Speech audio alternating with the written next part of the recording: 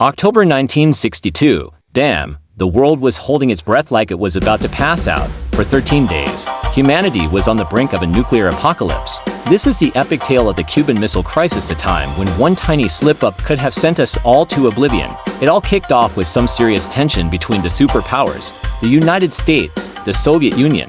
Back in the swinging 60s, both countries had nukes, but they were all paranoid that the other side would press the big red button first. This paranoia drove them to some extreme measures. Cuba, little island just 90 miles away from the United States, became the hottest spot on the map. When Fidel Castro took the reins in 1959, Cuba went full communist and became besties with the Soviet Union. This made it the perfect spot for the Soviets to park their nukes, pointing them straight at the US. Then in October 1962, American spy planes cruising over Cuba snapped some jaw-dropping pics. They revealed that the Soviets were setting up missile sites right there on Cuban soil. These bad boys could hit American cities quicker than you can say duck and cover. The US felt like they were in a corner and saw this as a massive threat.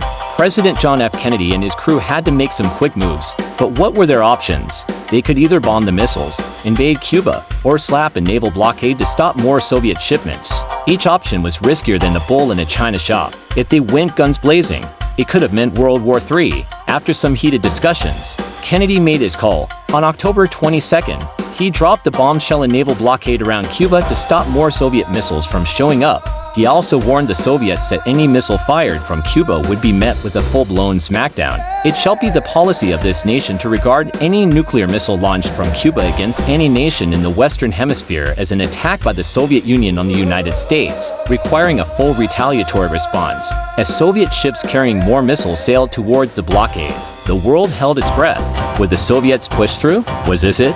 People worldwide were on edge, fearing the worst. But then, a game changer. On October 24th, the Soviet ships hit the brakes and turned tail. The world let out a collective sigh, but the crisis wasn't over yet. Behind closed doors, Kennedy and Soviet Premier Nikita Khrushchev started swapping letters. Khrushchev threw out a deal. Soviets would yank out their missiles from Cuba that the US promised not to crash the Cuban party. Kennedy agreed, but he also slipped in a sneaky move to pull US missiles out of Turkey, which were too close for comfort for the Soviets. On October 28th, Khrushchev announced the Soviet missiles in Cuba were hitting the road. The Cuban Missile Crisis was a wrap. Both sides dodged a bullet, and the world let out a massive sigh of relief. Thanks for tuning in.